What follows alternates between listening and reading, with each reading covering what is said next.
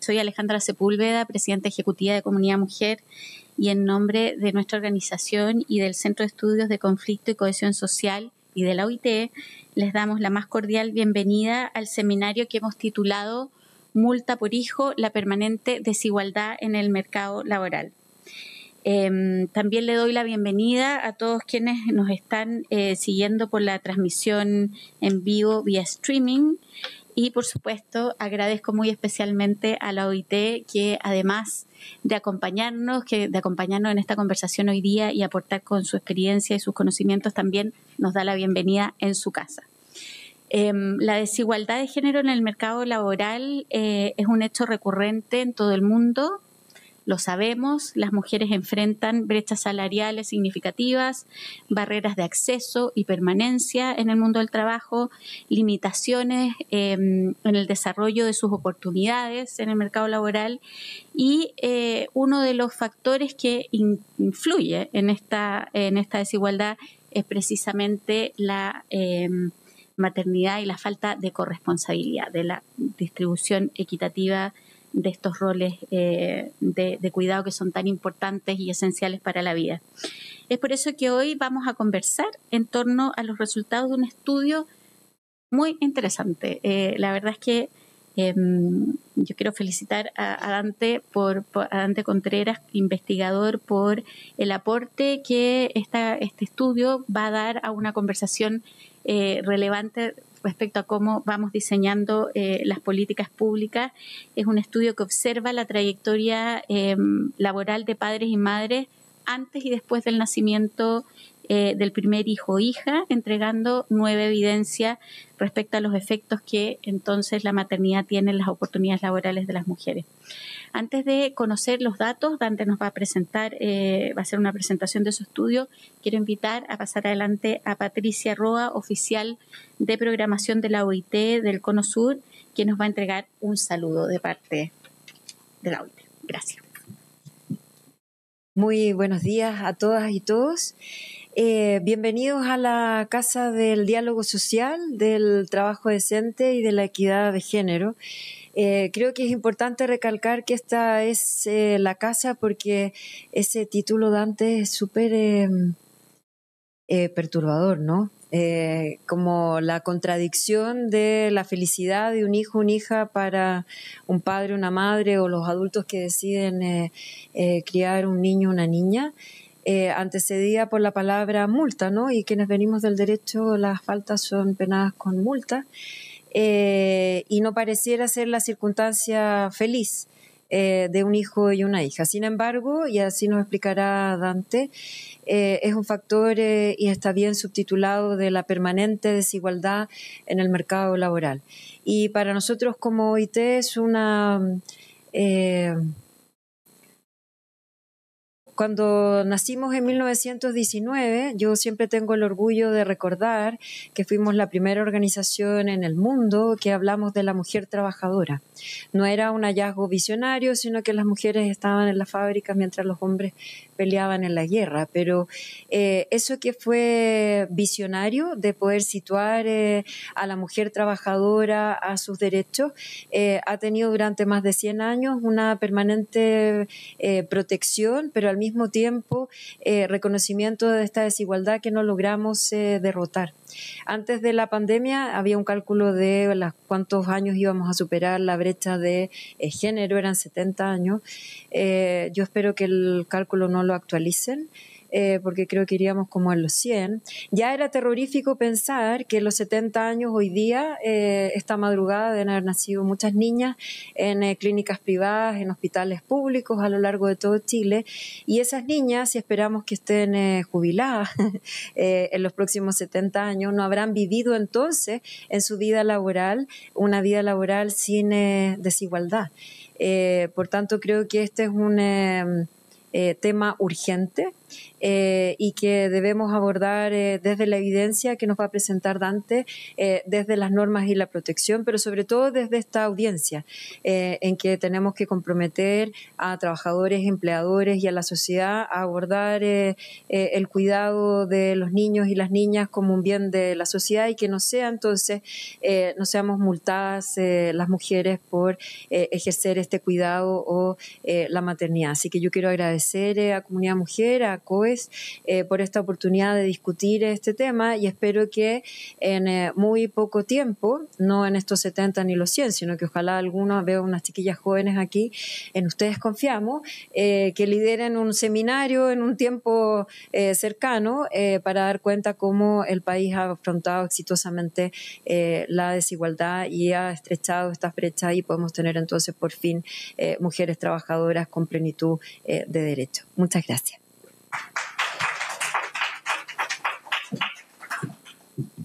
Muchas gracias, Patricia. Quiero saludar especialmente al subsecretario del Trabajo y Previsión Social, Giorgio Bocardo, a María Teresa González, que es gerenta general de Starcraft, que también nos va a acompañar hoy día en el panel. Después haremos las presentaciones más formales. Y ahora quiero invitar a Dante, a Dante Contreras a realizar su presentación.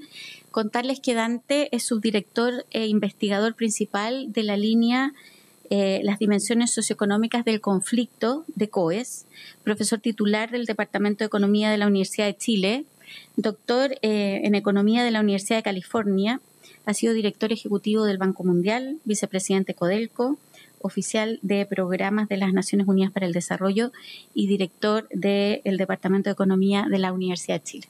Dante, te dejamos aquí el espacio para tu presentación.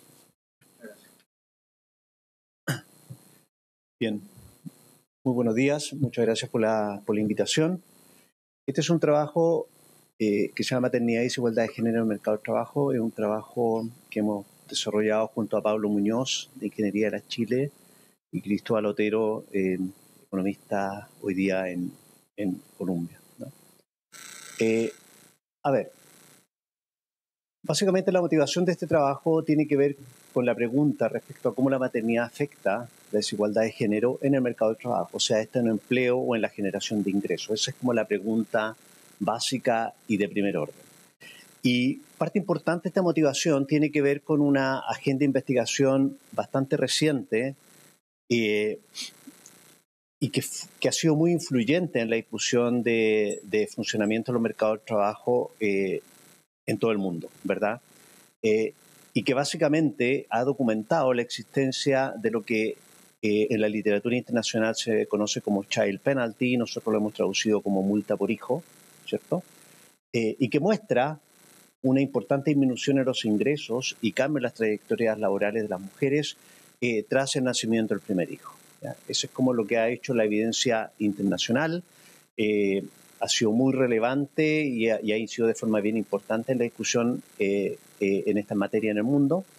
Y por lo tanto lo que nosotros quisimos hacer en este trabajo es tratar de replicar y alinearnos con lo que se estaba haciendo en el resto del mundo y ver qué sucedía en Chile, con la misma metodología, con el mismo enfoque, con el mismo tipo de análisis, ¿cierto? Y nosotros creemos, y así ustedes se darán cuenta en un ratito más, digamos, que este fenómeno va a resultar clave para entender por qué persiste la desigualdad de género en las trayectorias laborales en el mercado del trabajo, ¿cierto? Y nosotros hacemos una contribución también respecto a la literatura internacional en el sentido de tratar de diferenciar si hay un efecto entre sector privado y sector público. Básicamente eso es, ¿sí? Algunos resultados, alguna información que nosotros ya conocemos del mercado laboral en nuestro país, por ejemplo, de acuerdo a la información que presenta la encuesta CACEN, ¿cierto? La tasa de participación laboral en el 90 era 74% para hombres y 33% para mujeres. En el 20 estas cifras son 66 y 44% respectivamente. La brecha de género en los ingresos de la ocupación principal alcanzó un 33% en el 2006 y un 25% en el 20. Y también sabemos que las mujeres en Chile enfrentan importantes brechas salariales, barreras de acceso y limitaciones, ¿cierto?, en el desarrollo de sus carreras profesionales. Y uno de los factores, ¿cierto?, que estaría contribuyendo a esto es este fenómeno que hemos llamado, multa por hijo. Entonces, aquí parte, esto es por qué nos motivamos nosotros a escribir este trabajo, ¿verdad? Y básicamente hay un economista, ¿cierto?, que se llama Cleven, que en el 19 muestra un efecto de una multa por hijo en el largo plazo en los ingresos laborales, que es aproximadamente en torno al 20%, esta multa para las mujeres relativa a los ingresos del hombre. Y eso explicaría de forma importante, ¿cierto?, la brecha o la desigualdad que uno observa entre hombres y mujeres, en este caso en Dinamarca.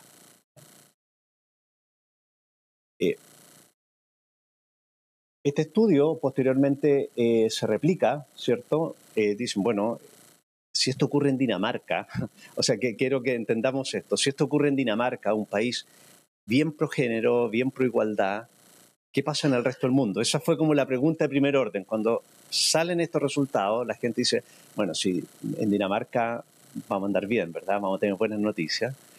Y aparece en este resultado un 20% de brecha, ¿ya? Una magnitud bien importante, ¿no? Entonces, se hace el análisis para otros países. Entonces, por ejemplo, se examinan países con distinta regulación laboral, con distintas normas sociales, con distintos factores culturales, si ustedes quieren, asociados a distintas culturas de estos países, ¿verdad? Y en realidad, lo que se encuentra es que estas multas van en torno al 20 al 16% en los países escandinavos, Dinamarca y Suecia, 31 a 44% en países de habla inglesa, Reino Unido y Estados Unidos, 51 a 61% en Alemania y Austria.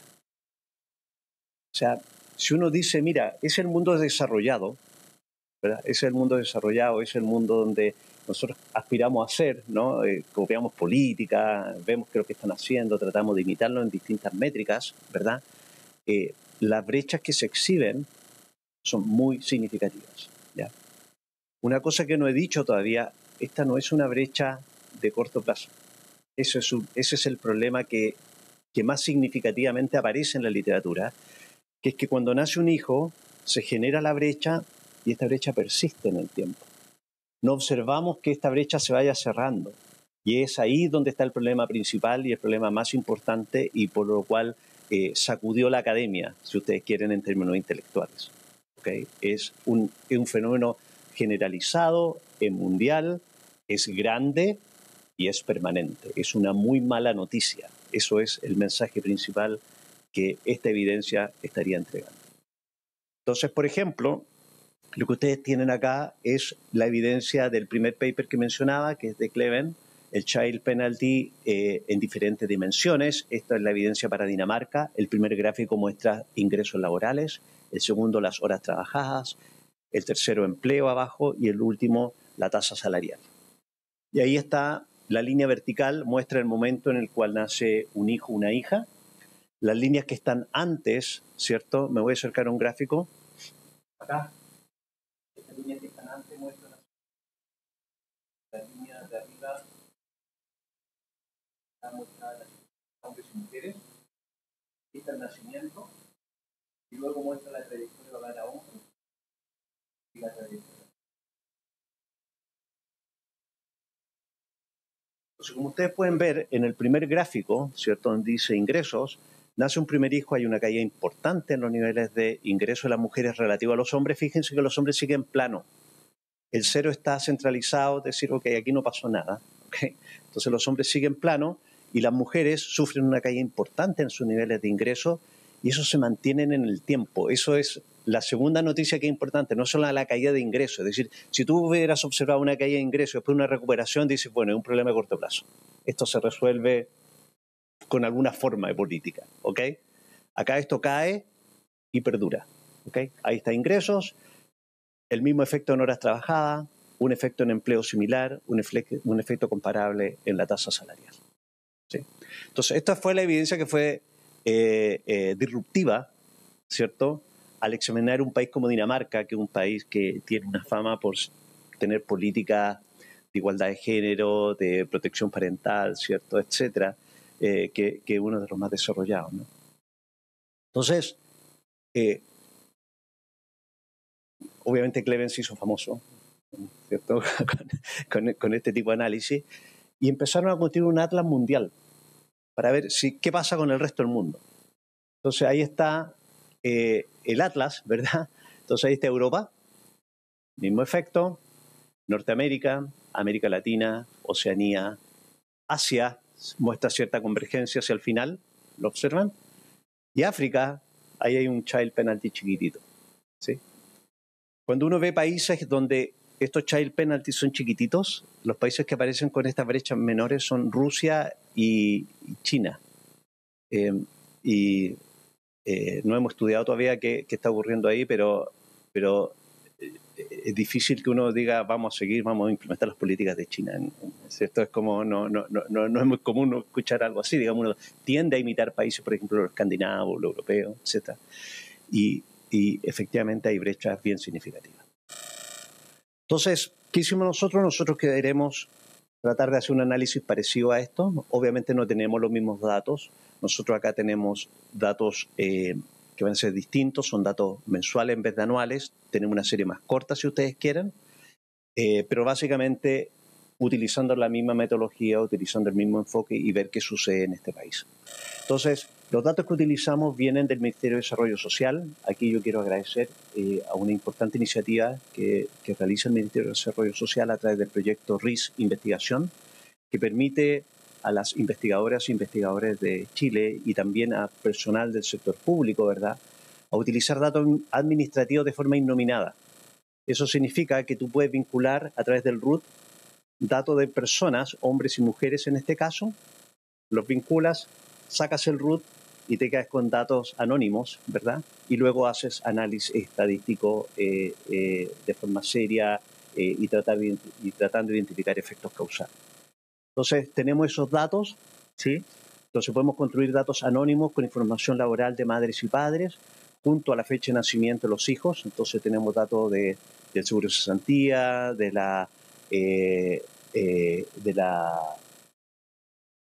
pensiones, ¿verdad? Tenemos datos del registro civil y podemos ir vinculando los RUT de las personas.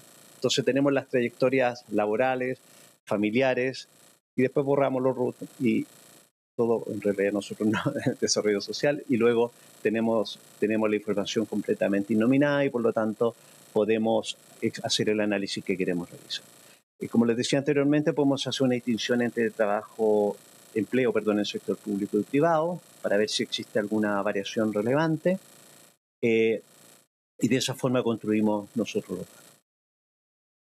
Nosotros, como les decía anteriormente, no me voy a quedar en tecnicismo acá, pero básicamente seguimos la metodología de Cleven, ¿cierto?, que es la que se ha utilizado hoy día de forma masiva para examinar este tipo de análisis. Nuestra variable de interés, que es esta que está acá, es una variable que va a indicar algún resultado para el individuo Y, con el género G, en el periodo S, con un evento en el periodo T, que va a ser el evento cuando nace una hija o un hijo, y luego estimamos esa regresión por separado para hombres y mujeres, controlando, ¿verdad?, por el tiempo en que nace este primer hijo o hija, controlando por la edad, controlando por el ciclo de vida, etc. Entonces, esta es una metodología estándar para realizar esto ya, y eso es lo que nosotros utilizamos. Okay. Vamos a los resultados para no darnos más vuelta. Y ahí ustedes tienen el empleo. La línea azul son mujeres, la línea roja son hombres. El primer gráfico son los resultados para trabajadoras y trabajadoras en el sector privado. El segundo es el sector público. El 0 es cuando nace el hijo o la hija. Y ustedes ven que después de 20 meses del nacimiento del hijo existe una brecha importante y significativa en el nivel de empleo entre hombres y mujeres. Aparentemente esa brecha es más fuerte en el sector privado que en el sector público. Eso es lo que muestra el primer set de gráficos. Si vas a ingresos, ahí están los ingresos, ¿cierto? Como ustedes pueden ver, antes del nacimiento del hijo las trayectorias iban juntas, al igual que en la evidencia internacional, entre hombres y mujeres, ¿verdad? Después del del nacimiento de la hija o del hijo, vemos ciertas fluctuaciones durante los primeros 6 meses. Eso tiene que ver, todavía estamos revisando, ¿verdad?, con algo que ocurre durante el postnatal, digamos, pero después se estabiliza, digamos, del 10 en adelante con una brecha bien importante en los niveles de ingresos entre hombres y mujeres.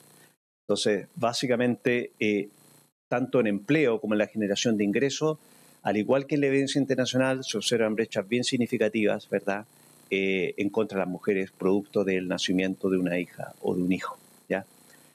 Nosotros, como les decía anteriormente, aquí estamos viendo meses, entonces, pero esto sugiere que estos efectos son bastante largos, ¿ya? Entonces, la pregunta es qué tan permanentes son estos y, por lo tanto, cómo eso te afecta, digamos, las trayectorias de desigualdad de ingresos de aquí en adelante.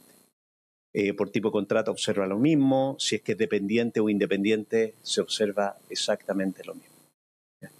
Entonces, esta noticia que era negativa, ¿verdad?, en el resto del mundo, también se observa en Chile, al menos en estas dos dimensiones, en empleo, en ingreso, en el sector público y también en el sector privado, siendo más importante aparentemente en el sector privado esta brecha que en el sector público. Ok. Yo le dije a Alejandra que venían unos bonus track en esta presentación, ¿ya? Y aquí viene la parte nueva. Nosotros con otros colegas, y también utilizando este acceso a datos de research de investigación, nos hicimos otras preguntas. Entonces, una de las preguntas que nos hicimos fue, por ejemplo, ¿qué pasa con el embarazo adolescente? ¿Sí? Y ese es un trabajo que lo estamos haciendo con otros colegas de COES, con Diana Kruger, con Matías Bertelón y con Isidora Palma, que está en UCL, en UK. Y examinamos, nos hicimos la misma pregunta, ¿qué pasa, por ejemplo, con la matrícula entre hombres y mujeres? ¿Cierto? Una pregunta importante también, ¿no? Cuando ocurre un evento, en este caso, de un embarazo adolescente. ¿Okay? Y lo que encontramos es eso. Entonces, nuevamente, la línea roja son hombres, la línea, en este caso azul, son mujeres. Ahora, la variable en vertical es la tasa de matrícula, ¿cierto? En la tasa de matrícula, la vertical, en este caso, es cuando nace el bebé, ¿cierto? Y lo que vemos es que cae la matrícula después del nacimiento del bebé, tanto de hombres como mujeres adolescentes. Pero cae menos en el caso de los hombres. O sea, las mujeres nuevamente están siendo más perjudicadas, ¿cierto?, ante este evento, que es el nacimiento de un hijo durante la adolescencia. Nosotros hemos continuado mirando esto a través del tiempo. Hay cierta recuperación, pero hay una brecha que se mantiene. Entonces, si ustedes lo piensan dinámicamente, ¿cierto?, mujeres que acumulan menos años de escolaridad, posteriormente también van a tener efectos en el mercado laboral y en sus oportunidades de desarrollo profesional, laboral, personal, social, ¿no? Por lo tanto, estos son efectos que se van a transmitir intergeneracionalmente y dinámicamente, ¿sí? Luego, nos hicimos otra pregunta. Esa es la gracia de la academia, uno se puede hacer preguntas y trata de responderlas, ¿no? Bueno, le hicimos la siguiente pregunta, esta vez también ocupando datos administrativos del Ministerio de Desarrollo Social, pero nos preguntamos por el tema de cuidados, ¿sí? Un tema que está en la agenda de gobierno, ¿verdad? Y un tema que Comunidad Mujer, por ejemplo, lo ha empujado hace mucho tiempo. Y nos hicimos la pregunta sobre qué sucede si hay un hogar, por ejemplo, y un padre y una madre se enferman. ¿Sí? Se enferma con algo que conlleve alguna dificultad importante en términos de cuidado, ¿ya? Entonces nos preguntamos por accidentes cerebrovasculares, nos preguntamos por cáncer, ¿verdad? Y acá les voy a mostrar una lámina de lo que encontramos producto de este evento no anticipado, que no lo teníamos planificado en nuestras vidas, digamos, y de pronto se nos enferma un padre y una madre, ¿okay? Y vemos qué sucede nuevamente con la oportunidad de empleo y de ingreso. Esto lo estamos haciendo también en una iniciativa de investigación y esto con otra colega, con Emilia Brito, que está terminando el doctorado en Brown University. Entonces, básicamente es enfermedad de un padre y una madre, cuidado en el hogar. Este caso, lo que van a ver a continuación es el efecto de un cáncer, ¿okay? ahí está el efecto del diagnóstico de cáncer entre los padres en empleo formal y los hijos. La línea azul es la situación de hombres, la línea gris es la situación de mujeres. Entonces, estos gráficos te muestran empleo, ¿cierto? El 0 en este caso es desde la primera hospitalización, ¿cierto? Entonces, lo que observamos ahora nuevamente es una brecha de género en contra de las mujeres asociado al cuidado. Las mujeres que cuidan, son las mujeres las que cuidan, los hombres no cuidamos, ¿okay? Son las mujeres en promedio las que cuidan, y hay una brecha importante en empleo y por lo tanto eso nuevamente es un factor adicional en términos de comprometer las oportunidades laborales y profesionales, ¿verdad?, de las mujeres a lo largo de su ciclo de vida.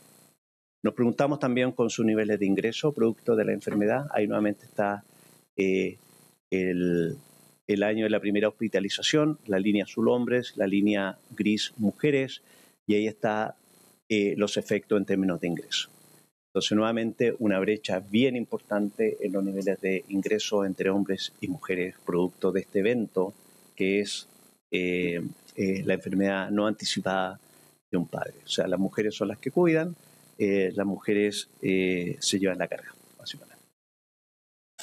Entonces, para terminar esta presentación y abrir un espacio para la conversación, el diálogo, tenemos buenos datos en Chile y podemos hacernos preguntas que son relevantes para el diseño y la discusión de política pública. Y lo que esta presentación ha tratado de resumir son importantes brechas de género, ¿okay? Sea esta por un embarazo adolescente, sea esta por el nacimiento de un hijo, sea esta por una enfermedad de un padre o una madre. Estamos ocupando metodología comparable y básicamente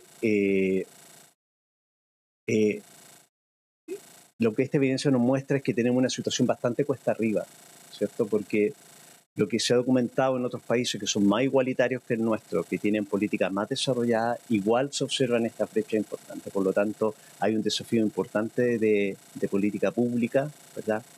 En términos de diseñar buenos instrumentos de tal forma de tratar al menos, ¿no?, de avanzar en este cierre de brechas. Hablaba el otro día de esta evidencia con unos colegas en la universidad, ¿sí?, en la Universidad de Chile, y claro, todos concluíamos en una primera discusión que resolver estos problemas debe ser súper caro. Eso fue como, sí, evidentemente esto es carísimo de ser resuelto, ¿verdad? A lo cual, después de esa conclusión bastante evidente y bastante obvia, ¿no?, yo le dije, bueno, es súper caro, pero en este minuto la están pagando las mujeres, sistemáticamente, ¿cierto? Alguien paga. Entonces, que no ejecutemos un gasto, por ejemplo, así como sociedad, no significa que alguien no lo esté pagando. Se está pagando de forma indirecta, ¿no? ¿Cierto? Más que nada, bastante directa. Y básicamente son las mujeres las que están contribuyendo o están pagando, ¿verdad?, toda esta evidencia que estamos presentando hoy. Muchas gracias.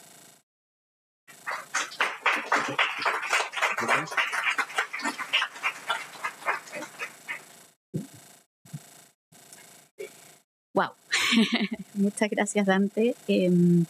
Gracias por estos datos, nuevos datos que nos van confirmando aquello que vamos mirando de todas las maneras posibles. Lo hemos mirado así, que es lo más actualizado, lo hemos mirado con la ENUT, lo hemos mirado también siguiendo trayectorias de vida de generación tras generación, hombres y mujeres, en el caso, por ejemplo, de los estudios Género, Educación y Trabajo de Comunidad Mujer, que también veían cómo las trayectorias de los hombres no cambian en el mundo laboral, más allá de porque estén estudiando, estén enfermos, pero las de las mujeres sí, a pesar de todo ese enorme esfuerzo que las mujeres han hecho poder ingresar primero al mundo de la educación y después al mundo del trabajo. Ahora vamos a invitar a la conversación. Quiero invitar, Dante, por favor, que te puedas ubicar en el asiento que quieras, en realidad. También quiero llamar adelante al subsecretario Giorgio Bocardo, El subsecretario Giorgio Bocardo es sociólogo, magíster en estudios latinoamericanos y doctor en ciencias sociales de la Universidad de Chile. Ha sido académico del Departamento de Sociología de la Facultad de Ciencias Sociales de la Universidad de Chile, investigador del trabajo con amplios conocimientos en mercado laboral, procesos de trabajo, conflictos laborales y sindicalismo en Chile y América Latina.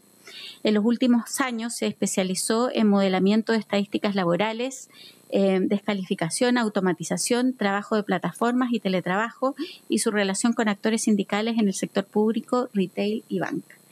También fue director de la Fundación Nodo 21 entre 2012 y 2022, desde la cual lideró investigaciones sobre trabajo, opiniones de proyectos de ley en la Cámara de Diputados y Diputadas, propuestas para la Convención Constitucional y espacio de diálogo y articulación con actores sindicales.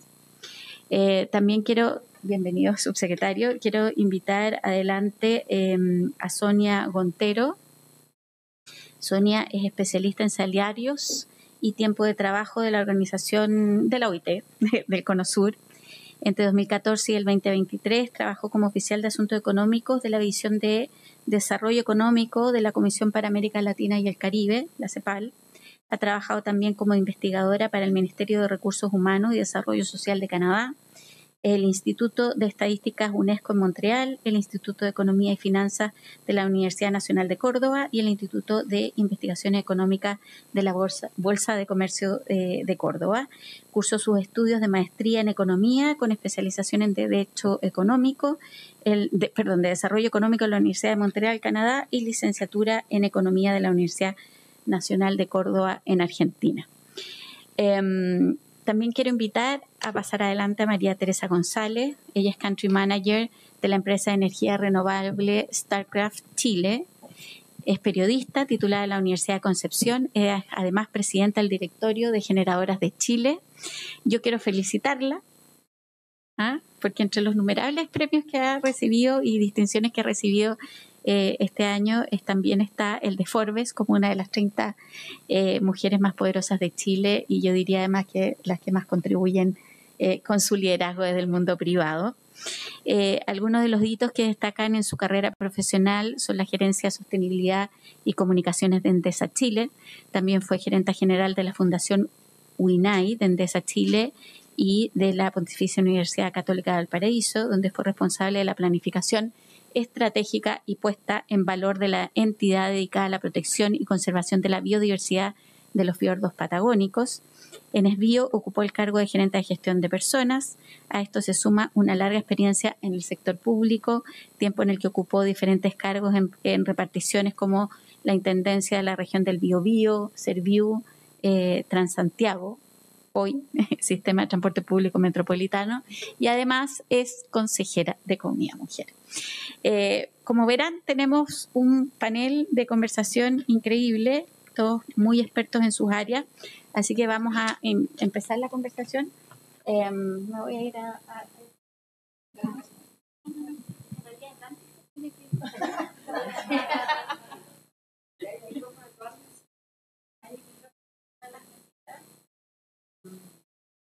Bueno, vamos a empezar la conversación.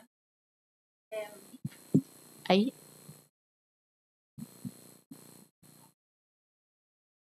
Está encendido, ¿sí? Sí. Bueno, vamos a partir con el subsecretario. De todo. La primera pregunta. Básicamente, los resultados de este estudio, multa por hijo, indican que los efectos negativos que tiene la maternidad son mayores en el sector privado que en el público.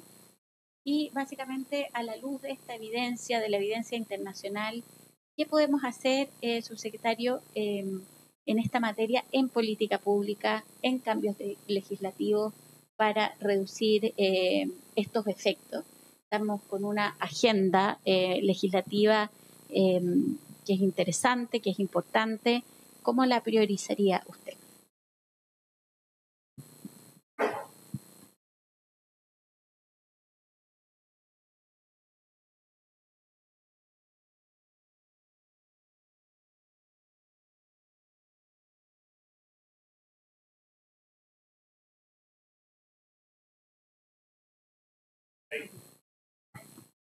Gracias. Bueno, primero que todo, muy buenos días. Agradecer a COES por este estudio. La verdad es que no solamente reafirma y con muchas de las tendencias que conocíamos en el debate, en la discusión respecto a las brechas que existen en el mercado laboral, sino que también aporta nueva evidencia que también permite pensar y diseñar políticas públicas mucho más efectivas en donde se producen justamente las brechas de género. También agradecer a la comunidad mujer por la activa, no solamente invitación, sino que porque hemos estado discutiendo, conversando y también con OIT. Fue un estudio que por un lado uno dice, qué bueno conocer estos datos hoy día, pero también lo indignante que son en el contexto de que uno sabe estos datos, conoce las brechas, maneja los dilemas y lo mucho que cuesta avanzar en esta materia. Porque pucha que cuesta avanzar. O sea, más allá que lo reconocemos, lo visualizamos, conocemos los datos, después cuando uno tiene que entrar en concreto en avanzar en políticas públicas, en proyectos de ley, existe mucha resistencia en avanzar en estas materias.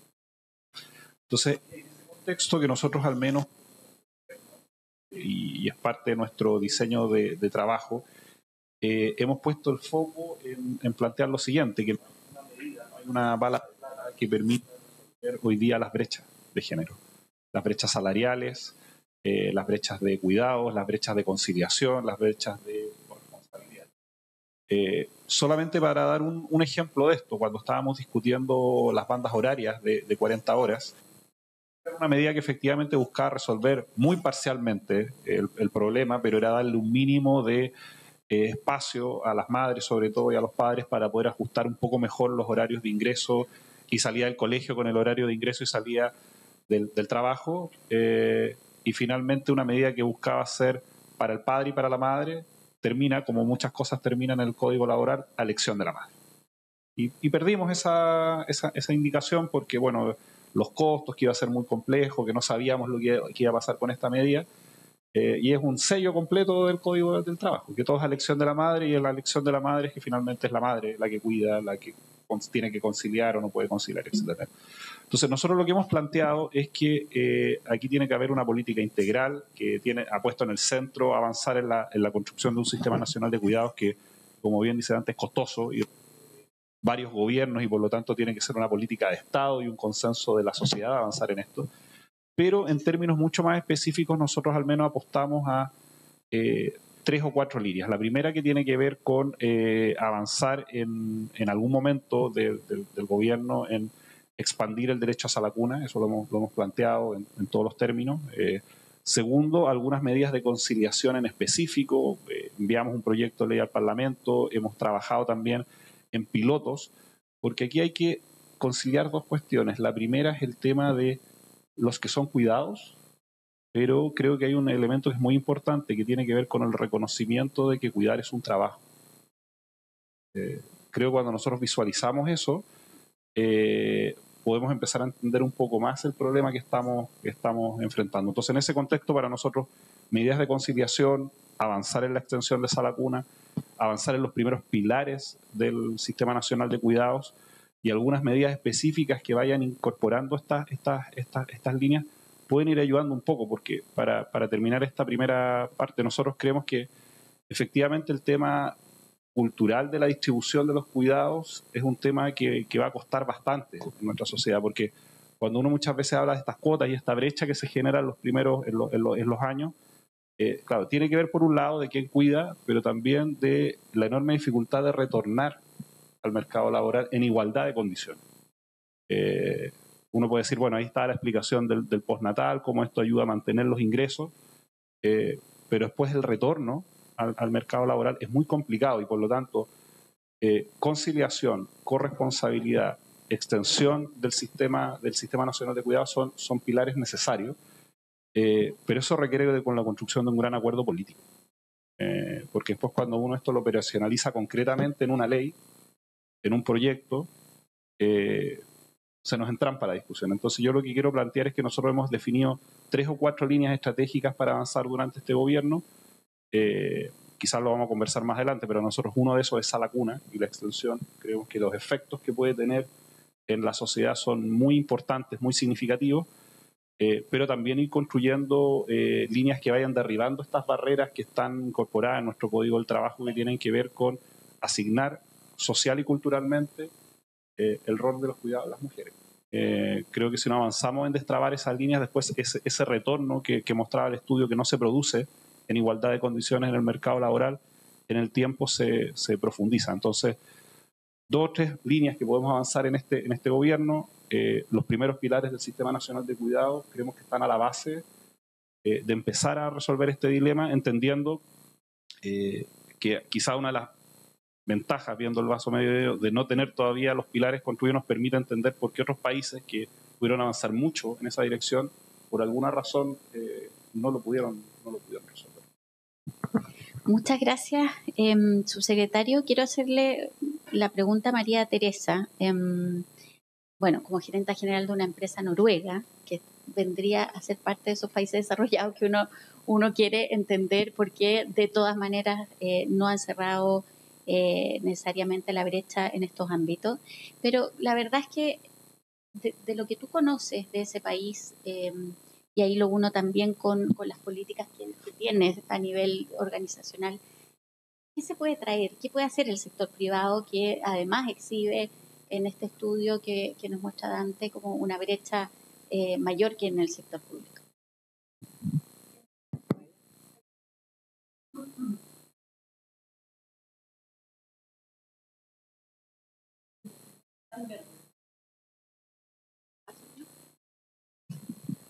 Ahí sí. Sí, contarles primero un poco. La empresa en la que yo trabajo se llama Statkraft, es la empresa de energías renovables del Estado de Noruega, una empresa estatal 100%.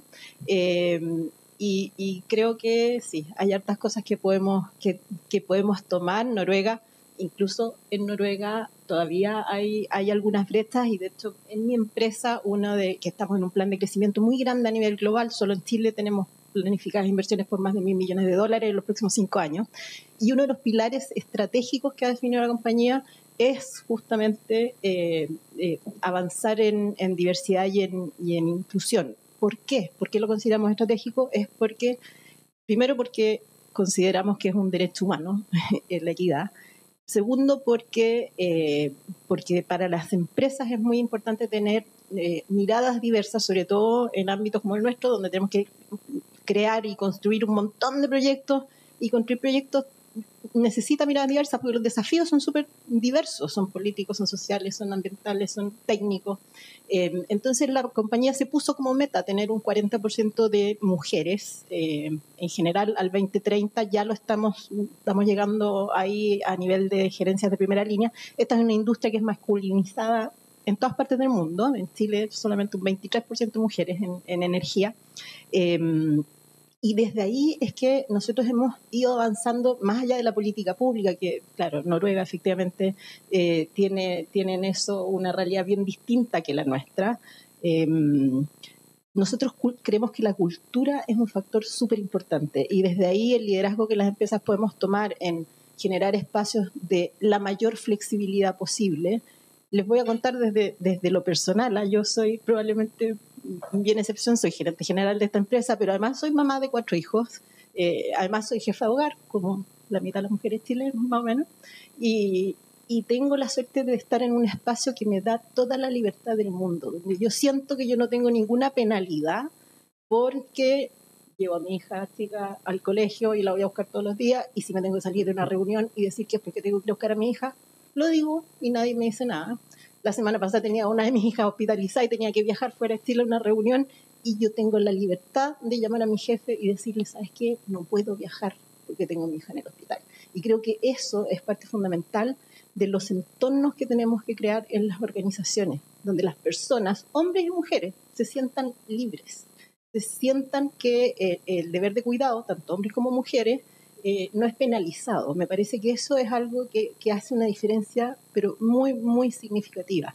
Yo le contaba a Dante hace un rato que a mí me llamó mucho la atención cuando venía recién llegando a la empresa y estaban buscando al vicepresidente de comunicaciones corporativo a nivel global.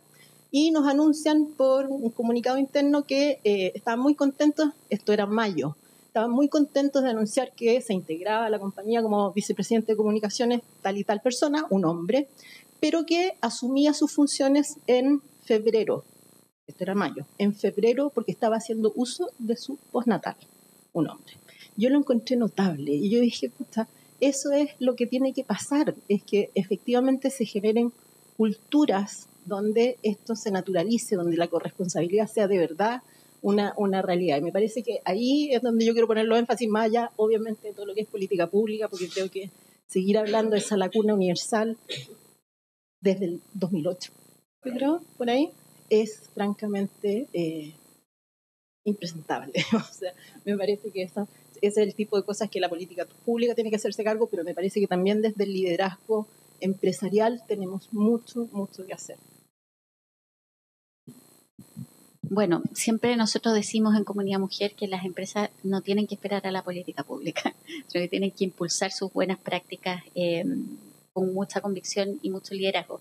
Sonia, desde la OIT me gustaría que pudieras comentar los resultados de este estudio en el sentido de si son ellos compatibles con lo que la propia OIT encuentra para Chile y otros países, y lo uno también con el tema de cuáles serían para ti como no sé si no hay una única bala de plata, pero la política pública quizás con la que debiéramos todos convencernos de una vez por todas de avanzar. Sí, bueno, muchas gracias por la pregunta y muchas gracias por la invitación. Felicitar a los organizadores, coorganizadores de este evento por traer este tema al debate, un tema que personalmente me gusta mucho como mujer, como trabajadora, así que bueno, y es un tema, evidentemente también como dijo Patricia, que está en el centro de la Organización Internacional del Trabajo desde sus comienzos, que realmente es algo valorable porque en ese momento las cosas no eran como las vivimos ahora, ¿no es cierto? Pero está claramente establecido en la misión, entre la misión principal de este organismo, ¿no es cierto? El establecimiento de normas y ayudar al diseño de políticas que promuevan el trabajo decente, y dice claramente para todos, hombres y mujeres, ¿no es cierto? Y bueno, a lo largo de todos los años, en la práctica, esto se ha traducido en intentar juntar evidencia, análisis, apoyar el desarrollo de políticas que permitan identificar, ver cuáles son estas brechas, cómo podemos analizarlas, cómo podemos aplicar medidas que las reduzcan, ¿no es cierto? Entonces, bueno, en realidad una de las principales cosas que vemos es que ha habido avances, a lo mejor no tanto como nos gustaría, tanto en países de ingresos más bajos como también en los países desarrollados, como nos mostró Dante, ¿no es cierto? Entonces, en el caso particular de Chile, como, bueno, a mí me gusta siempre intentar ver el vaso medio lleno. Yo digo, bueno, voy a destacar 2 puntos y digo, bueno, el primero que quisiera destacar es un poco también las estadísticas que nos mostró Dante, es este cambio en la tasa de participación laboral de las mujeres en el país. En 1990 estábamos cercanos al 30% y los últimos datos del 2023 estamos cercanos al 50%. Estos son 20 puntos porcentuales en 30 años. Y es mucho. Es una mejora mucho más rápida que el promedio de otros países de América Latina, y es un cambio muy importante porque afecta la economía, la sociedad chilena, o sea, afecta los mercados laborales, afecta la forma en que las familias se organizan, se tienen que organizar, ¿no es cierto?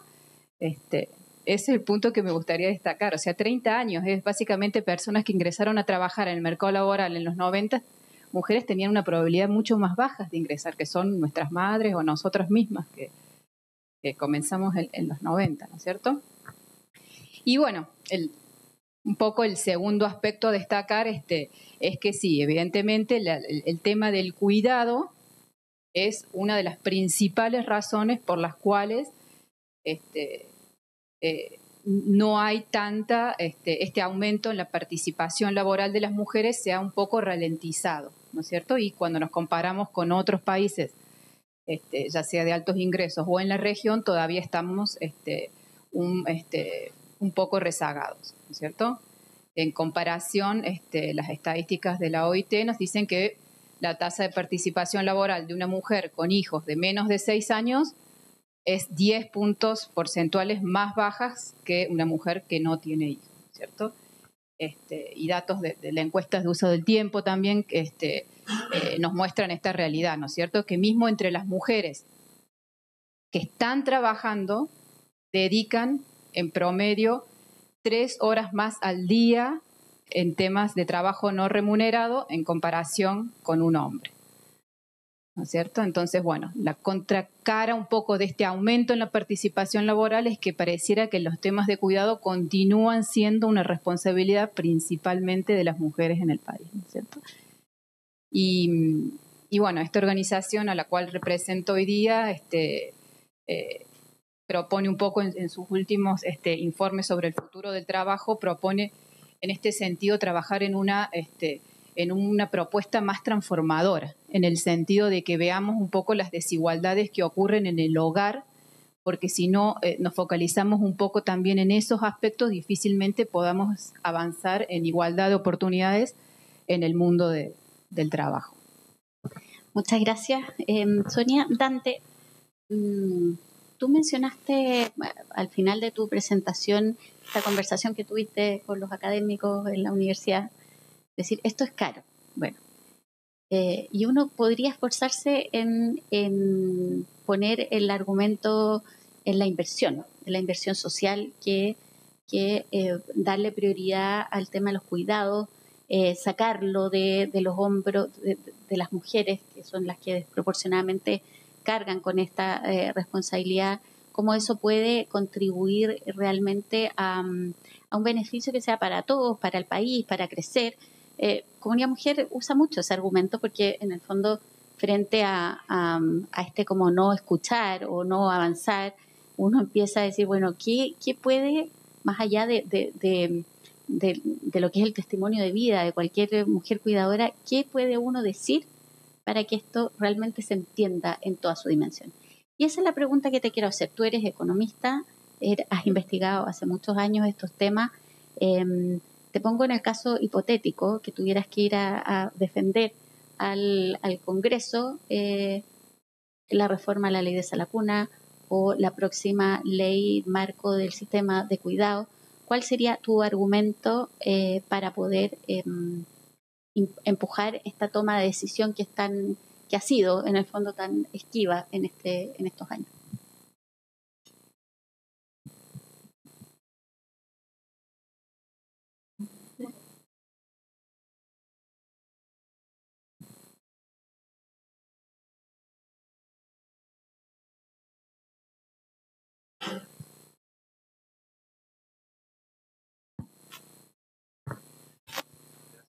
La pregunta. Oye, a ver, quizá el argumento que yo ocuparía serían dos. Uno, desde la teoría de la justicia social, ¿cierto? Los niños o las madres o los padres que se enferman, digamos, los niños cuando nacen, o las madres o los padres cuando se enferman, no son responsabilidad solamente de las mujeres, ¿no? O sea, son responsabilidad de todos nosotros, digamos, hombres y mujeres. Por lo tanto, hay un tema de justicia social en el sentido de que es éticamente y moralmente equivalente que la carga no sea solamente llevada por las mujeres en este caso. ¿Te das cuenta? Creo que es un argumento de primer orden, básico y bastante elemental, ¿no? Bastante simple en general, las cosas de las que uno cree, ¿no? Y de un punto de vista más económico, si tú quieres, así más tradicionalmente económico, yo mencionaría el hecho de que lograr una mayor incorporación de la mujer en el mercado del trabajo y de una permanencia en el largo plazo de las mujeres en el mercado del trabajo tiene un montón de beneficios, ¿no? O sea, tiene el beneficio de agregar un ingreso más a las familias, por ejemplo, ¿verdad? Y eso tiene consecuencias directas sobre los niveles de pobreza. Hay mucha evidencia que te muestra que cuando uno integra al mercado del trabajo, los niveles de pobreza caen los niveles de desigualdad en las sociedades, que también es otro problema bien importante. Sufren no solo este país, sino que casi todos los países de América Latina, niveles de desigualdad tan elevados que comprometen el desarrollo mismo de sus sociedades, digamos. Entonces, yo creo que la evidencia empírica, más que apalanca las razones por las cuales, ¿cierto?, las mujeres debieran tener una igualdad de trato, básicamente. Eso es como, yo sería bien pragmático y ocuparía esos argumentos para sostener la defensa del punto. Muchas gracias, Dante. Subsecretario, ¿vamos a tener ley de sala cuna?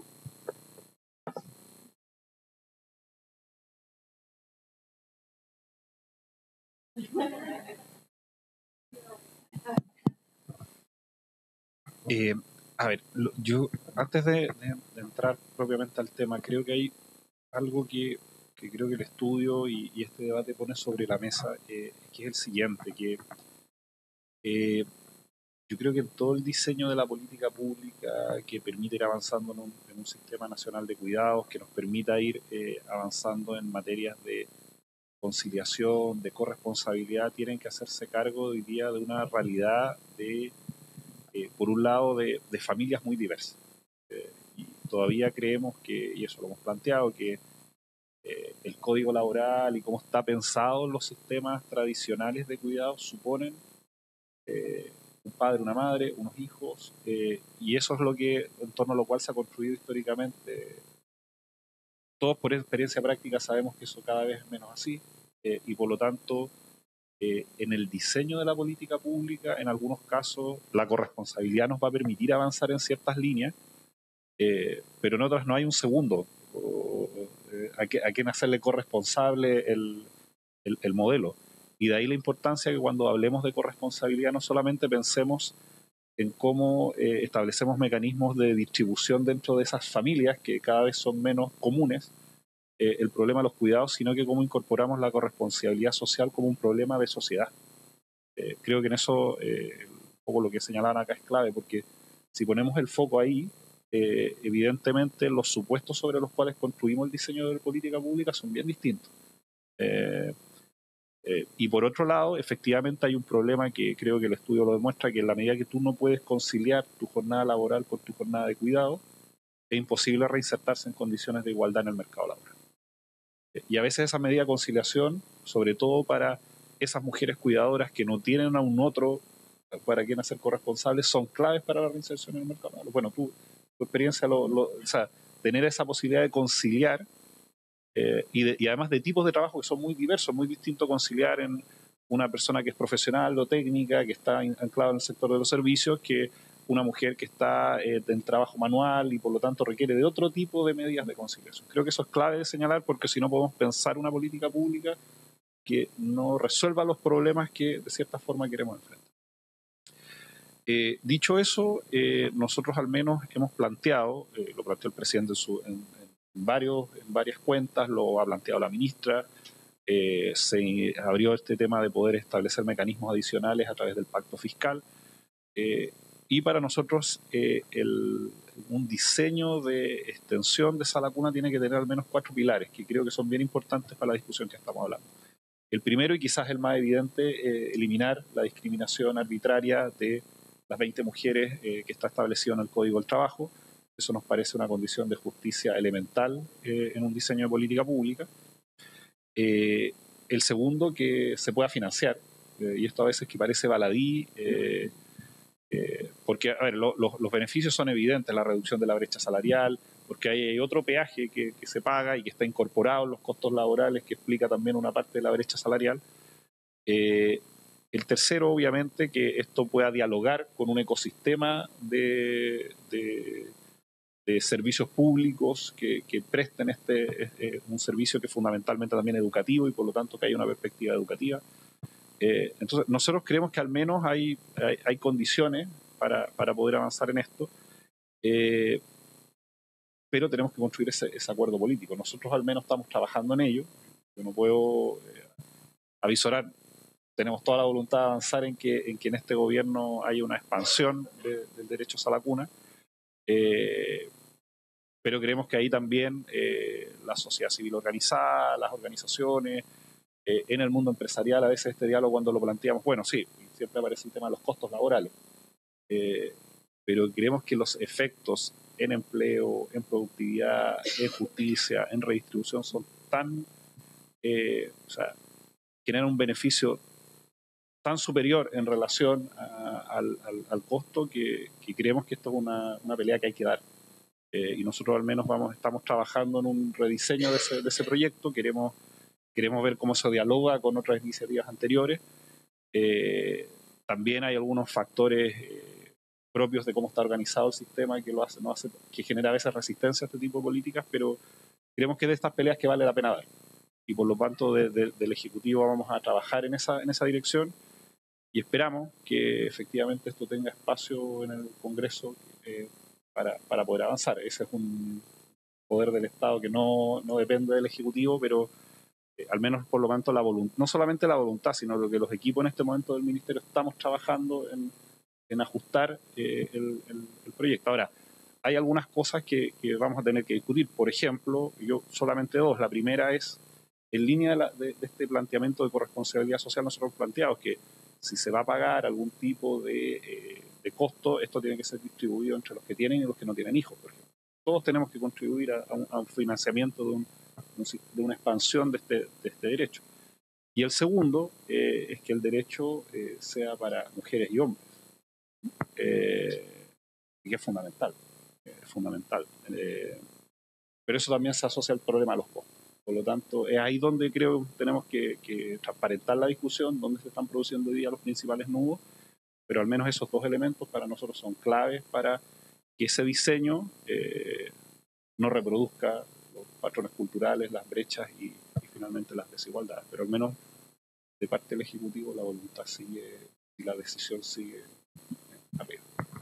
Muy bien, vamos a seguir esa discusión. Llevamos, como decía María Teresa, no sé, ya al menos desde el 2010, 2008, tratando de que esta reforma se apruebe. Y efectivamente, usted lo decía, subsecretario, en varias de sus intervenciones, la fórmula que se ha tenido para, en el fondo, para modificar o para avanzar en el Código del Trabajo, en el sistema de protección de la maternidad, no es la mejor, porque finalmente es, si la madre quiere, le cede al padre derechos que tienen que ver con el postnatal, es la misma figura que se ha discutido hasta ahora en Sala Cuna, incluso más allá de lo que diga el proyecto de conciliación que se está discutiendo, hoy día la discusión en el Parlamento es para las madres cuidadoras, o sea, como siempre termina de nuevo poniéndose el foco ahí. María Teresa, te quiero preguntar, ¿qué opinas? ¿Cómo harías tú esto? ¿Cómo impulsarías esto de la Sala Cuna? Y yo te escuché hablar hace unas semanas atrás de la política de caring que tiene StarCraft. Y me gustaría que nos contaras un poco cuál es el centro de esa política. Tú has dicho hombres, mujeres. Yo creo que eso es bien importante porque la verdad es que teletrabajo o flexibilidad solo para las mujeres refuerza roles. Se entiende que no todas las mujeres tienen este adulto con el que repartir o distribuir la responsabilidad de los cuidados, pero ¿cómo lo ves tú desde esta experiencia en una empresa como la que tú diriges? Sí, nosotros promovemos voy a partir por otro lugar y referirme un poco a al costo-beneficio, porque creo que se focaliza mucho la discusión ahí. La otra vez escuchaba a la ex ministra de Relaciones Exteriores de Noruega, que es una política atómica, y ella decía que uno de los factores más importantes, aislando el efecto petróleo, del progreso y de la riqueza de Noruega, tiene que ver justamente con la incorporación masiva de la mujer en los años 70 al mundo laboral. Genera desarrollo, genera riqueza. Y para las empresas también. En la industria de la energía, nosotros hoy día estamos tirando el carro de la economía en Chile, somos la industria que más está invirtiendo, incluso más que la minería, y en los próximos 5 años va a ser así. Vamos a generar decenas de miles de puestos laborales en los próximos años, en industrias nuevas además, como el hidrógeno verde, donde falta mucho talento, donde falta capital humano. Hay mucha oportunidad laboral ahí, y por supuesto que si emparejamos la cancha vamos a tener acceso a todo el talento disponible. Por lo tanto, en la medida en que nosotros emparejamos las condiciones para que hombres y mujeres se puedan incorporar al mercado laboral, es un buen negocio para las empresas, es para todas las organizaciones y para los países. Entonces, desde la compañía, como decía, promovemos mucho los ambientes flexibles, donde las personas se sientan cuidadas. De hecho, nosotros promovemos a nivel global un estilo de liderazgo donde nos formamos todos los líderes de la compañía, que se llama, en inglés, es Secure Based Leadership. Es el liderazgo de base segura, que lo que hace es promover la seguridad psicológica de los y las trabajadoras, para que sientan que pueden atreverse, para que sientan que pueden decir las cosas, para que sientan que tienen una seguridad para hacer, para decir. De hecho, el lema es Care to Dare, es te cuido para que te atrevas. Y eso, en el caso de las mujeres, es súper importante, es generarles espacios donde sientan que pueden levantar la mano y decir, ¿sabes qué? Lo que decían antes, tengo que llevar a mi hijo al dentista. Y los hombres también. Entonces, fomentar ese tipo de culturas me parece que dentro de las organizaciones es súper necesario, y además es un buen negocio. Eso nos permite tener a más personas, a más talento, en el caso específico de mi industria, una industria que lo está pidiendo a gritos, pero no es solamente el caso de mi industria. La industria, todo el ámbito digital, faltan miles de personas todos los años en la industria digital. Y ahí también hay una oportunidad gigantesca de trabajo para las mujeres. Y como decía Dante, la incorporación de la mujer al trabajo y la incorporación de un sueldo más en una familia es brutalmente impactante para esas familias. Y yo contar una experiencia. Yo trabajé hace muchos años en el Hogar de Cristo y empezamos con una iniciativa que se llamaba la Sala Cuna Comunitaria, y donde se capacitaba a mujeres en sectores muy, muy vulnerables para que una de las mujeres que era capacitada se hiciera cargo de los niños para que otras mujeres de esa comunidad pudieran salir a trabajar. El impacto que tenía eso en las familias de ese sector era tan enorme, tan significativo. Mujeres que, en muchos casos, mujeres dueñas de casa, que no tenían ingresos prácticamente formales, que pudieron hacerlo, y les cambia la vida. Entonces, de verdad que esto es un buen negocio, y yo creo que la discusión del costo-beneficio debiera ser marginal, porque el beneficio es demasiado grande para los países, para las empresas y para las familias. Muy bien. Que te escuchen. Sonia, hay un tema que siempre ha sido un tema, que es la brecha salarial, ¿no? Y el estudio de Dante muestra cómo hay una caída bien preponderante de ingresos cuando las mujeres tienen ese primer hijo, que no ocurre con los hombres. A veces los hombres, bueno, ahí se veían unas curvas en que los ingresos subían, y que es algo permanente en el tiempo. Y ustedes en la UIT se han esforzado harto por mostrar evidencia respecto a la brecha salarial, y además tratar de cambiar un poco las prácticas en esta lógica de evaluar trabajo o remunerar trabajo a igual valor, que es bien difícil de llevar a la práctica por esta idea de que todo se tiene que objetivizar. Entonces no es tan fácil. ¿Cómo han ido ustedes evolucionando en esa tesis del igual paga, trabajo de igual valor? ¿Y cómo crees tú que las empresas y la política pública podría de una vez por todas abordar también quizás esta dimensión de que va más desde el punto de vista de la discriminación, lo que no es tan observable en términos objetivos? Bueno, hola, ¿se escucha con el micrófono? Bueno, muchas gracias por la pregunta. Sí, es un tema crucial, el tema de la brecha salarial, ¿no es cierto? Y la desigualdad de ingresos. En esta organización es un tema muy estudiado porque está evidentemente muy relacionado con lo que es la calidad del empleo, con temas de desigualdad, como mencionaba Dante. Y en efecto hay convenios, que establece un convenio que es de data de principios de los 70, que establece igual remuneración por trabajo de igual valor. También hay otro convenio de los 80 que habla de la no discriminación para trabajadores que tienen familiares, responsabilidades con familiares, ¿no es cierto? Pero bueno, en la práctica, como vimos,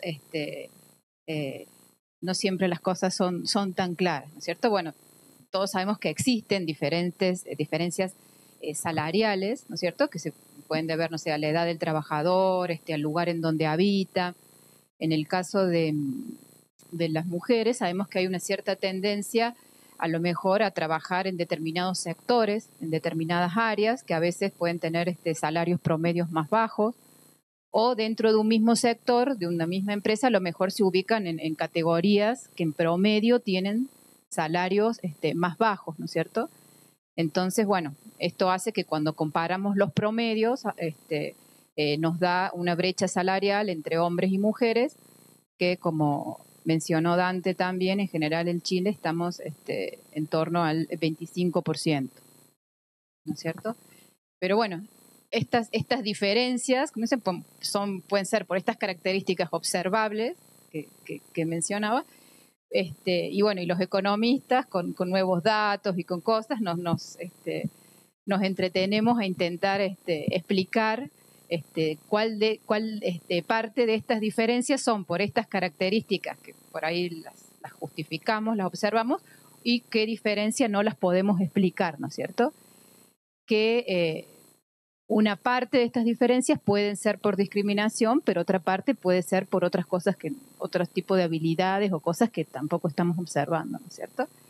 El último estudio que he visto para América Latina es uno que he hecho la oficina regional para los países de América Latina, y sí encuentra que en promedio para las mujeres de la región por hora tienen un salario 17% inferior al de los hombres, controlando por todas estas características que mencionaba, observa.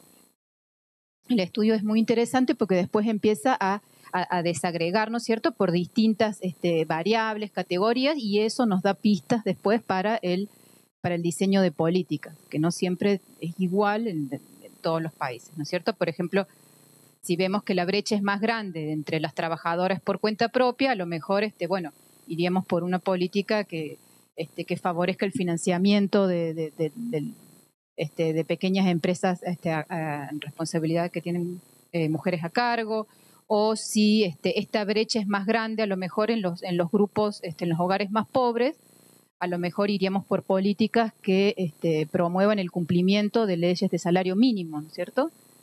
Y de políticas de formalización, ¿no es cierto?, que beneficien a las mujeres. Entonces, bueno, un poco depende de las características de cada economía, de cada país, la política para reducir estas brechas salarial. En los últimos años ha habido una tendencia también a mencionar el tema de la información sobre salarios, ¿no es cierto?, y de transparencia de las remuneraciones, ¿no es cierto? Que bueno, en cierto sentido esto ayuda obviamente a todos, a hombres y a mujeres, a negociar nuestro salario, a enfrentarnos a entrevistas de trabajo, ¿no es cierto?, sabiendo exactamente cuál es el salario que se paga por este puesto, ¿no es cierto? Eso transparenta un poco la cancha, ¿no es cierto? Pero bueno, son todas políticas, son todas opciones que están en proceso, se están diseñando, hay que ver el impacto, la evaluación de esto, para no caer en otros sesgos que se puedan llegar a realizar, como a lo mejor fueron la primera propuesta de Sala Cuna aquí, ¿no es cierto? Entonces, bueno, en este aspecto creo que es muy importante que haya mujeres involucradas en el proceso, en los liderazgos y en el proceso de toma de decisión de estas políticas para para incorporar la perspectiva de género en el diseño de políticas. Es importante la voz de las mujeres.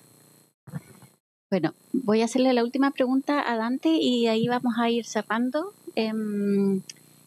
Dante, está, bueno, en todos los datos que tú mostraste, lo que hemos conversado, en los datos respecto a embarazo adolescente, al tema de las enfermedades que son un shock en la vida de las personas, hay una dimensión cultural que está, que subyace, que tiene que ver con esto de que como que a las mujeres les cae como poncho, ¿no? Todo terminan ellas asumiendo.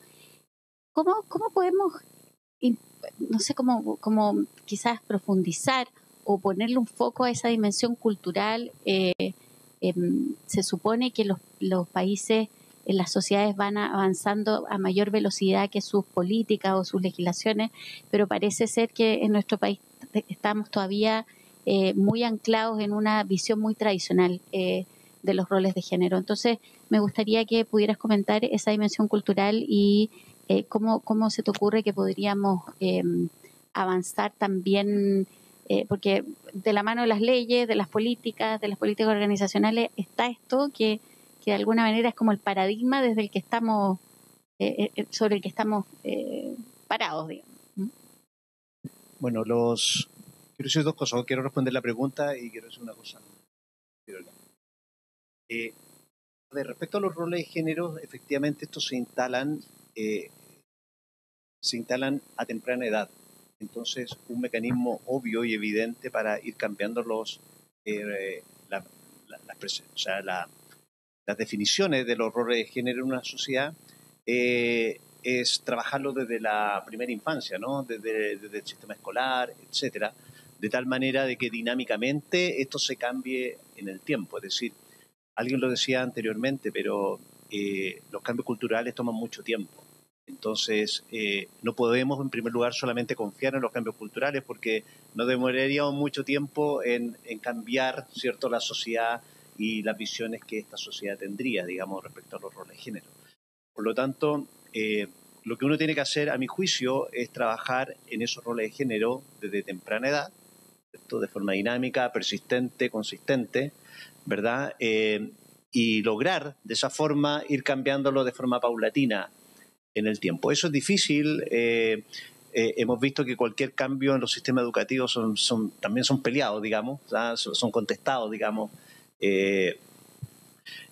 muchas veces, y por lo tanto cuesta hacer reforma en esa dirección, pero es un camino en el cual hay que insistir. Habiendo dicho eso, también hay que darse cuenta que aparentemente no solamente son los factores culturales los que están jugando un rol, es decir, cuando uno ve la evidencia en los otros países, con distintas culturas, con mucho más desarrollo, también se observan estos efectos. Por lo tanto, incluso uno debería ir como más allá, ¿no? Entonces quizás habría que ser más agresivo en algunas políticas, no sé, que la brecha de género sea financiada por hombres. Invito al subsecretario a discutir eso en el Congreso, digamos, a ver cómo le va, digamos. Pero si tú lo piensas así, ¿cierto? Tú dices, bueno, pongámonos serios, si es que queremos hacer esto de verdad, empujemos esto. Sería una pelea gigante, ¿no? Pero por lo menos ponemos el tema en la mesa, ¿no? Ponemos el tema en discusión. Esa sería mi respuesta a la pregunta. Y quería decir otra cosa. Hemos hablado harto de salas, yo no he hablado, pero ahora voy a hablar, sobre salas cunas, ¿cierto? Y los costos que esta tiene. Nuevamente, es decir, efectivamente, proveer sala cuna es costoso, qué sé yo, y no enredamos con el tema del financiamiento. Bueno, pero no proveerlo también, ¿no? Porque alguien lo está pagando de forma indirecta. Y toda la evidencia muestra que son las mujeres en este país quienes están pagando efectivamente esto. Entonces, si me niego a financiar esto, bueno, digamos, entonces, gracias por el gentil auspicio, digamos, de financiar esto, digamos, porque efectivamente eso es lo que está ocurriendo. Entonces, un sinceramiento, se requiere una discusión que sincere, digamos, dónde están los costos y quién está cargando con estos costos, digamos, que han sido tradicionalmente las mujeres y todavía, y parece que por un tiempo largo, de acuerdo a los datos. Es una reflexión que quería hacer respecto a Sala Cuna. Y la segunda reflexión también que quiero hacer sobre Sala Cuna es que a mi juicio siempre hemos discutido mal el tema de sala cuna en este país. Me explico. ¿Por qué hacemos sala cuna? ¿Para favorecer la participación de la mujer en el mercado del trabajo? A. B. Hacemos sala cuna para tener niños más estimulados y con mayor desarrollo cognitivo y socioemocional. Alternativa B. Alternativa C, las dos anteriores. ¿Para qué hacemos sala cuna? La pregunta no es menor. Uno dice, tiende a ser como C, ¿no? Así como para las dos cosas.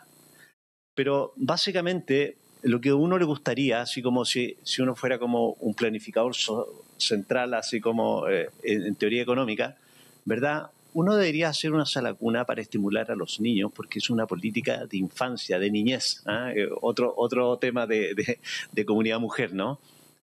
Eso es para el desarrollo de los niños, que adicionalmente tiene consecuencias positivas en la participación de la mujer.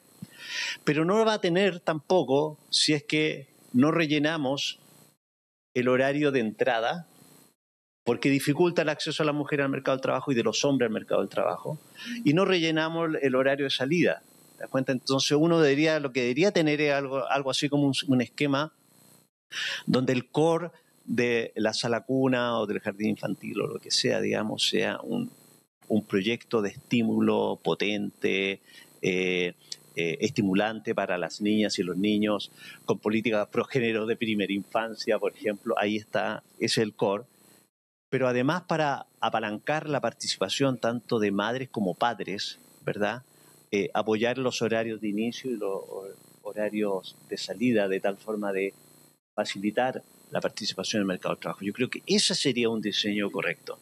Y naturalmente cuando uno dice algo así, mis colegas van a decir, sí, pero es que eso es muy caro. Por supuesto, eso es muy caro, ¿cierto? La equidad es cara. La igualdad de oportunidades es cara. Construir una sociedad desarrollada, justa, es caro. Así es. Entonces, si es que no nos sacamos el velo de decir que esto va a ser gratis, va a ser barato, o esto va a ser una baratija y lo vamos a hacer de tal forma, vamos a hacer las cosas más o menos nomás. Y no van a funcionar. Muchas gracias. Bueno, para terminar, solo les quiero dar como una tarea de 1 minuto, menos, porque yo creo que con esta conversación que hemos tenido, con los datos que hemos revisado, con las afirmaciones que hemos hecho, cada uno se puede ir con una tarea. Yo ya me puse como 3, pero quería pedirles a cada uno de ustedes que diga cuál es la tarea con la que se va a ir de aquí esta mañana. Vamos a empezar por la María Teresa. ¿Sabes que lo pensé de esto cuando estaba pensando en esta charla? Porque yo estoy en un lugar bien privilegiado, la verdad, y venía pensando, siempre me he sentido extremadamente privilegiada porque soy una súper excepción, un cargo de gerencia general, mujer.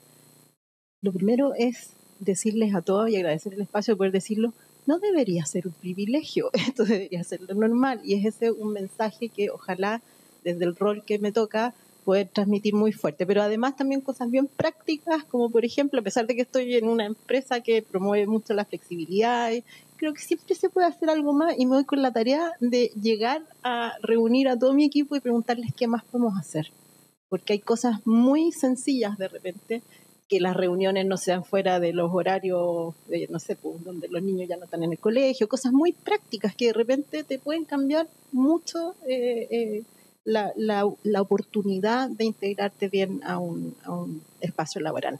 Así que me voy con esas 2 tareas, seguir promoviendo desde mi espacio el que la equidad es un derecho y que nuestro país que llora por mayor equidad, este es un punto que es básico, o sea, si la equidad de género es un derecho básico, entonces me voy con esas 2 tareas a la casa.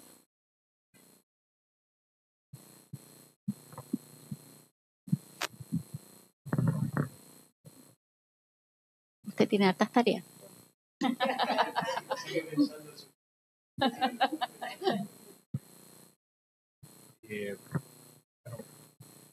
Efectivamente nosotros tenemos una agenda que es ambiciosa porque es necesaria, no solamente en términos de instalar el debate y por lo tanto algunos acelerar las transformaciones culturales, que muchas veces las leyes tienen efectos acotados en términos de lo que producen en el lugar de trabajo, pero propician ciertos cambios culturales.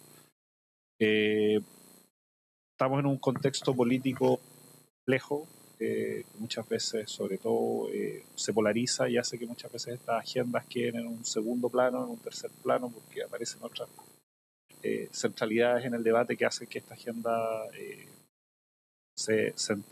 cierta forma se tenga dificultades de avanzar. Pero yo lo que me comprometo, y sí me gustaría pensar en un año más, 2 años más o en 3 años más, cuando miremos esta perspectiva, es que al menos logremos ciertos avances parciales en materia de conciliación, en materia de corresponsabilidad y en materia de sala cuna, y que hayamos construido los pilares de un sistema de cuidado donde hayamos destrabado algunas barreras del ingreso de mujeres, madres al mercado laboral, y por otro lado que hayamos sentado algunas. Creo que eso es algo que habría que empezar también a problematizar, porque por las mismas razones que nos mostraba el estudio respecto a personas con enfermedades graves, que requieren de cuidados intensos, por la transición sociodemográfica que estamos viviendo como país, tenemos el deber, pero también la oportunidad de empezar a formar, a capacitar, a certificar a la actual y futura fuerza laboral que va a cuidar. Y creo que si logramos avanzar en esas dos direcciones, aunque sea de 0 a 100, 10, 20, 25, yo al menos me voy con alguna satisfacción del trabajo que estamos realizando. Muy bien. Sonia. Sí, bueno. La verdad que sí, me quedé pensando cuál sería mi tarea. Creo que me pondría una personal y una profesional. En la personal pienso, bueno, también me siento un poco en una situación de privilegio, en el sentido de que soy hija de mamá trabajadora, hija de mamá feminista, y he vivido muchos años mi maternidad ocurrió en un país con otro sistema de organización, ¿no es cierto?, en el cual mi familia en sí ha vivido unos roles de género que han afectado la forma en la que yo ahora me desarrollo profesionalmente, ¿no es cierto? Yo pienso que hemos avanzado en el hecho de ver, así como tener madres trabajadoras aumenta la probabilidad de que las hijas también estén en el mercado laboral, tenemos que avanzar más en ver a padres cuidadores, ¿no es cierto? Porque esos padres que han cuidado son padres que luego en el mercado laboral van a luchar por sus derechos de mantener el horario de trabajo, de sacrificar algunas cosas a lo mejor profesionalmente, porque buscan constantemente compatibilizar sus trabajos con sus responsabilidades de cuidado, ¿no es cierto? Entonces, esas personas formarán parte luego de ser líderes en empresas con perspectiva de género, ¿no es cierto? Entonces, un poco siento que mi tarea, desde mi lugar como investigadora en estos temas de mercado laboral, es seguir proponiendo, seguir haciendo foco en el tema de la perspectiva de género en el análisis, para que no solo en estas salas y en estos espacios haya mujeres hablando y luchando por el valor de la igualdad de género, sino que también haya cada vez más hombres involucrados, convencidos y trabajando para que la igualdad sea una realidad. Muchas gracias, Sonia. Dante. Bueno, yo por mi parte tengo que terminar estos papers. Difundirlos y ojalá volver con nuevas preguntas y ojalá con nuevas respuestas y con más soluciones que preguntas en el mediano plazo. Ese es mi compromiso. Bueno, muchísimas gracias. Ya llegamos al final de nuestra conversación. Ha sido una gran conversación. De parte de Comunidad Mujer, también reafirmar el compromiso que nosotros tenemos por el impulso de la igualdad de género en el mundo de la educación y el trabajo. Creemos que ahí hay una cadena de valor que es muy importante. Esta semana se están discutiendo enmiendas en la Convención Constitucional. Nosotros presentamos una iniciativa de norma del derecho a los cuidados, así que la vamos a defender y promover siempre, y si no es en la Constitución, también va a ser en la legislación, en las regulaciones, en las buenas prácticas. Es un tema que nos convoca los cuidados hace mucho tiempo, así que reiterar que Comunidad Mujer sigue en estas ligas también en la complicidad con muchos otros actores impulsando estos temas y la igualdad de género definitivamente. Muchas gracias y ya podemos irnos cada uno a sus labores.